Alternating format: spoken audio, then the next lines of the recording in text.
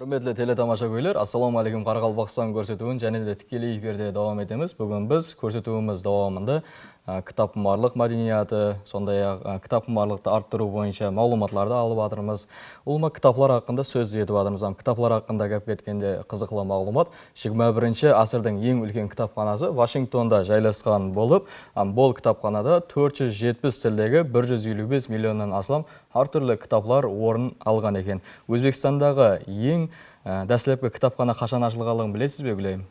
Әлбетте, Өзбекстанда ең дәслеп 1867 жылы сол кітапхана ашу бойынша дәслепкі қадамдар қойылған. Һәм 1870 жылы сол Өзбекстанда ең дәслеп кітапхана ашылған һәм өз жұмысын баслаған. Және қосымша қызықлы мағлұматлар сипатында сонда айтып өтуіміз мүмкін. Бүгінгі күнде Өзбекстанда 17 мыңнан астам кітапханалар бар. Шыда жақсы. Айне сол еліміздің бүгінгі күнде әрбір заманласы, әрбір жасы кітаплардан үнемлі пайдаланып, жүда көбілеген өзінің тарауларында нәтижелерге ерісіп келмекте. Бұның айқын дәлелі сипатында сол әттегі Өзбекстан көлемінде болып өтетін таңлауларда, яғни анығырақ қылып айтатын болса, жас кітапқұмар таңлауын мысал сипатында келтірсек болады. Қарақалпақстанда сол жасылардың бірінші, екінші орынларды қолдан бермей, жетістікке ерісіп келмекте. Әлбетте, бұндай жасыларымыздың жетістікке ерісуінде кітаплардың тұтқан орны жүда ахметлі, бейбаға. Әлбетте, Нұрсұлтан дұрыс айтасыз. Демек, бүгінгі күнде сол Қарақалпақсталы жасылар осындай жетістікке ерісудегі сол тек арғы мақсат ұстаз һәм кітаплардың сол тұтқан орны айрықша үйдегі сол ата-анамыздың қолап қуатлауы. Демек, сондай ұлы инсалардың жетілісіп шығуында әлбетте ұстазлардың тұтқан орнында айрықша. Бүгінгі күнде жас сол дөретушілерді қолап қуатлау мақсатында сол Қарақалпақстан халық шайыры Гүлсан апа Дәулетова да бүгінгі күнде жасылар менен тұрақлы түрде ұшырасып, оларға олар менен біргелікте қызғын сәубетлер жүртіп жатыр. Қазіргі сюжетіміз осы хақында, мархамат, біргелікте көрейік.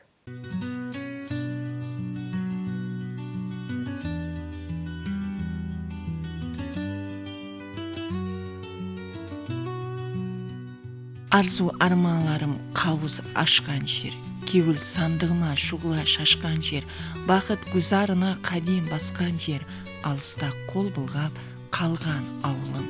Сенде ата-анамның ізлері қалған, қалбіме мөрленіп өзлері қалған, сенсіз өзге елдің барлығы жалған, бір өзің, бір төбе туған ауылым. Қарақалпақстан халық шайыры Гүлстан Дәулетова қалемене тесілі бұл қатарлар кімнің ауылын, туылған жерін ядына түсірген болса тәжб емес. Шайыр қосқыларын оқып отырып, кітап оқушысы сыпатында сол нәрсені аңладық. Кеуілден жазылған қосқылар, тұрмыс шындықлары бар қатарлар кеуілерге жетіп барады. Сондықтан да Қарақалпақстан халық шайыры Гүлстан Дәулетова қосқыларын мейлі намалы қосқыларын болсын көпшілік ият біледі. Бұл пікірлеріміз Әмет һәм Аймқан Шамұратова үй музейінде шайыр менен болған ұшырасу өз тәстегін тапқандай. Ұшырасуға мектеп оқушылары, мұғалімдер, музей қызметкерлері һәм меймандар қатынасты. Ұшырасу давамында Қарақалпақстан халық шайыры Гүлстан Дәулетоваға қатынасушылар өздерін қызықтырған сұрауларын берді, жауаплар алды. Хақиқи шын кеуілден өткерілген сәубетлер болды.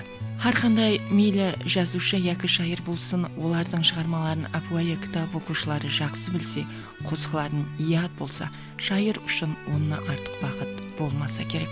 Өткерілген ұшырасуда біз айне осындай шайырдың ықласпентлерін ұшыраттық. Шайырдың қосқыларын оқып отырсақ, әмме теманы өз ішіне қамтыған, онда сол ватан, хаял хақында, сонымен бірге қазіргі уақытта телефонға берілген жасылар тәрбиясы, оларды қалай тәрбиелауымыз керек, әмме темаларда ол өзінің қосқыларын дөретіп, кітап оқушылар тарапынан сүйіп оқылып жатырыпты. Қарлығаш келсе үйлерге, бездірмең балалар ұядан, тілеклес болып сізлерге қанатлап келер қиядан. Қарлығаш екен қызлар да, ханама зорға сияман, ұштым да кеттім ұзаққа, туылып өскен ұядан. Қарлығашқа теңейді бойы жеткен қызларды, ұзатарда ел мені өз қызындай қызғанды. Киелі құстай қанатлап, жылына бір ақ бараман, үкемлер қол шаппатлап, ауылға қабар тараған. Шешемлер келер алыстан, нәзерін менен ала алмай, дидарыма тоймастан, қиылып тұрар анамдай. Шайыр қосқылары хақында, кітап атамалары хақында айтылуы мүмкін. Шайыр менен кітап оқушысының 100-100 ұшырасуы, ашық сәбитлер шайырға илхам, кітап оқушысына болса дөретуші инсанға хүрмет, кітапқа қызықтыруды арттырады. Осындай имканиятты болса Амет Аймқан Шамұратова музейі қызметкерлері кітап оқушыларына Қарақалпақстан халық шайыры Гүлстан Дәулетова менен болған ұшырасудай бақытты інамет алды. Қарақалпақстан халық шайыры Гүлстан Дәулетованың қосқыларының шайдасыман. Осы қосқыларда жүзіп жүремен десем де болады. Диққатыңызға шайырдың Дәураның болғайда Дәураны хаял атлы қосығынан оқып берсем. Ерің пірің, қол жетпесің айдағы, иманнан айырар гүман қайдағы, сәуірлеген шығар ізлеп шамалы, жойтқан сырғаң еске түсіп сайдағы, піріңе пәрмана бол, пәруаны хаял. Мүддәһәң не десем, шөп салды дейсең. Бір емес, бір неше көп салды дейсең. Бахан салғанда да жүрппіз сіңлім, жүрегім қыжыла дейіп шоқ салды дейсең. Дәртіңе дәрман бол, дәрманы хаял. Олар дүзде дейді бөрі азығы, ай көрінбей үйде темір қазығы. Жаздырып ал горғлының ғайратын, тар болмасын кең дүнияның жазығы. Хайран болма оған, хайраны хаял. Тістірнақлап жидың ұлым қызым деп, налыма хеш қалбімде бар сызым деп. Уя бұзба үй ойнар баладай, жетер жетпес айтар ызың сызың деп, жанды жәбірлеме жейраны хаял. Балаң жылап, әкем қайда демесін, әкен налып, ботам қайда демесін. Тыныш отыр, шалабыңды шайқамай, өмір дәрия, кім аударған кемесін. Ар ұшын ара тұр, әруаны хаял. Каруан тартқан мәнзіліне жетеді, жолдан тапқан жолда қалып кетеді. Жоллар ойлып бәлент қиыр шиырлар, ақыл тапқан ақырына жетеді. Каруан адаспасын, каруаны хаял. Нелер тұсласпайды каруан жолында, шайтан, шағал, түлкі, оңлы солыңда. Қағып тасла намыс үшін барлығын, өмір күрес, жеңсең бақыт қолыңда. Дәураның болғайда, дәураны хаял. Намыс арға тырыс, Қарақалпақша. Халық пенен ұлы күшке есең, ар үшін айқасып қара киесең, азаматсаң жығылғанды сүйесең, пейілің кең болсын, Қарақалпақша. Беккем сақлаң тыныш елдің бірлігін, милли үрп әдет дәстүр тірлігін, аты жөнің айтып тұрсын кімлігің, ұл қыздың ісмін ғой, Қарақалпақша. Шын жүректен сүйсең ана жеріңді, өз тіліңде шығарып ал шеріңді, босағаға елдірсең келінді, беташарың болсын, Қарақалпақша. Женіңе көп тиіп жүрген дайыңды, көзі қима жүрген жиенпайыңды, ат болғанда мініп алған тайыңды, сілейтіп сөгіп ал, Қарақалпақша.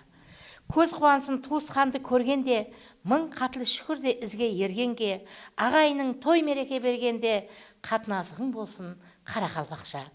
Ерт ізіңе адам болар адамды, қамшылама келе болмас наданды, сынай берме бір сынаған жаманды, кеңлікке көп салып, Қарақалпақша. Той берсең көтеріп жүктің ауырын, тігаяққа тұрар бүткіл ауылың, қонық алар ашып жүрек бауырын, кең дастұрхан жайып, Қарақалпақша.